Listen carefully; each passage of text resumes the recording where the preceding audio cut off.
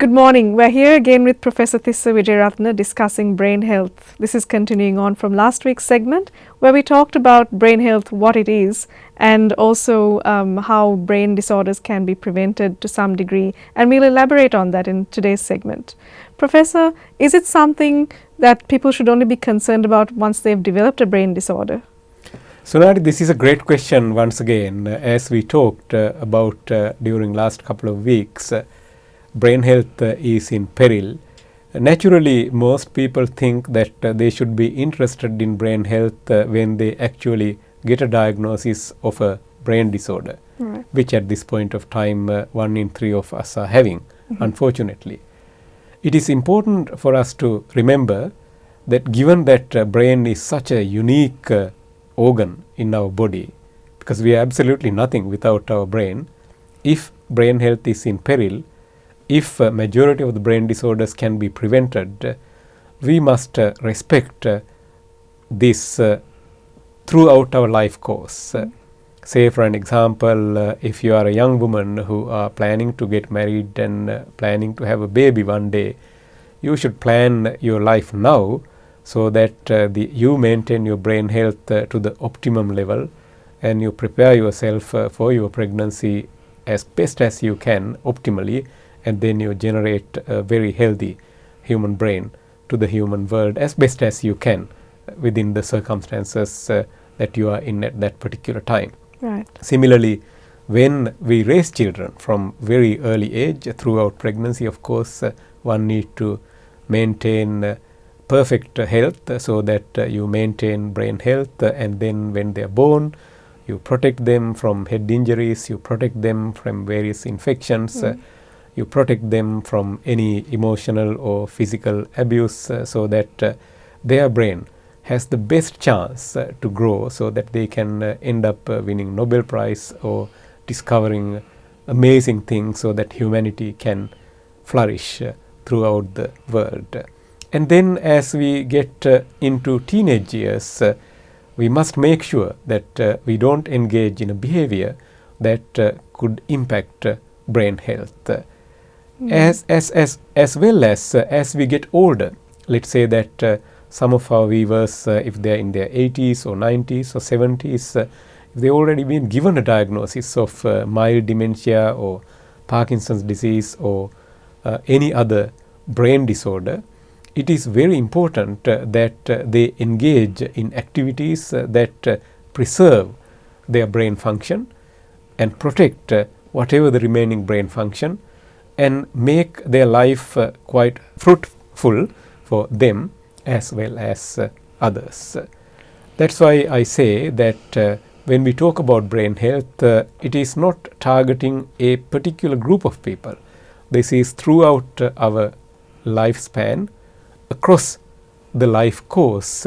We want to protect brain, preserve brain health, and promote brain health across the world, irrespective of the language that one speaks or the area that where they live or the cultural background or the economic background. You mentioned some activities that should be avoided, Professor, in early life, such as in teenage years, to maintain optimal brain health. What are some of those activities? I think, as I said, we are what we eat and we are what we do.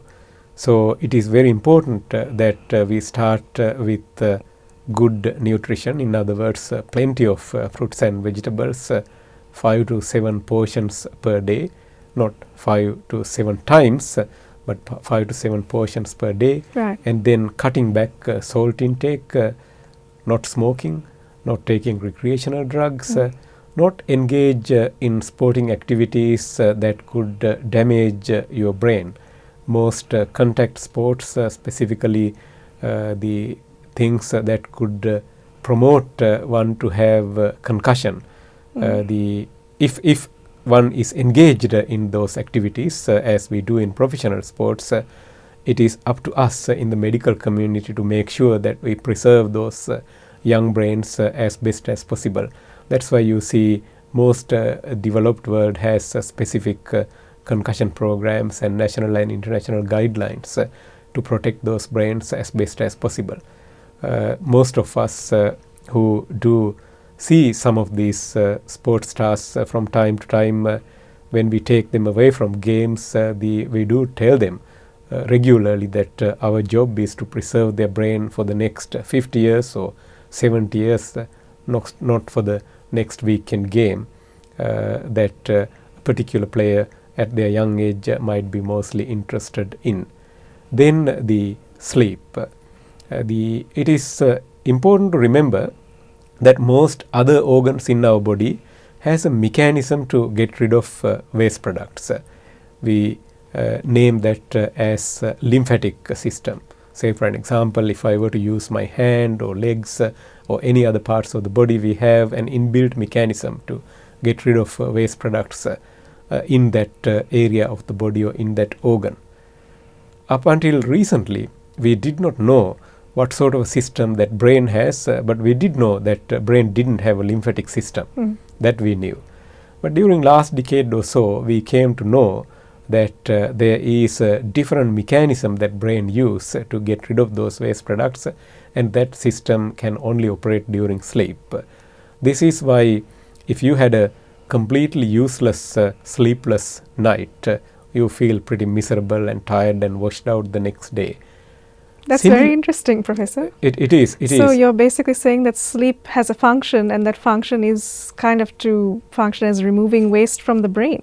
Oh, the sleep has many functions. I'm not a word sleep expert, so I will let those experts to talk about them. Right. But as a brain expert, I can categorically say that the reasonably decent sleep, which is about 6-7 hours of high quality straight sleep without having disruptions or fragmentation of that sleep, is critically important for our brain to get rid of those waste products, and that's one key function. What kind of waste products does the brain produce, Professor? The brain, that's a good question. The brain, although it's only a small portion of our body weight, it takes almost 1/4 of nutrition and blood supply at a given time. So even when you are asleep, your brain is still active. That's why you enjoy dreams. The waste products, as it is doing all the sophisticated things, planning, thinking, coordinating, and all the things that you and me do as human beings, does need a hell of a lot of energy. And when it uses that energy, like any other energy, the using organ or structure, it has to come up with waste products. So those are the waste products that it produces, and there need to be a mechanism to get rid of that waste product, and one of the main mechanisms occur during sleep.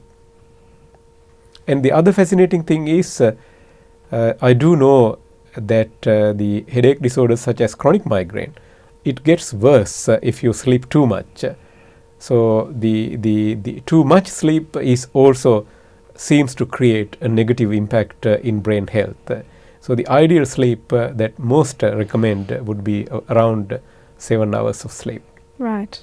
Thank you, Professor. A lot of the things you're talking about seem to be, to me, like they would help overall health, not just brain health. So having a healthy diet and healthy exercise and sleep routines would help perhaps a whole lot of other disorders as well as the brain. But it's interesting that the brain actually controls a lot of those other areas of our body. Of course, as you said, none of us would be anything without our brains. It's like the central processing unit. Absolutely, I think you hit the nail on the head. Because brain is the central processing unit in the body, it is connected with everything else. It's been very interesting speaking with you this morning, Professor. Thank you very much. I'm definitely intrigued to hear more about brain health, and I'm sure our audience is as well. Thank you very much for joining us today, Professor. Looking forward to the next week. So am I. Thank you.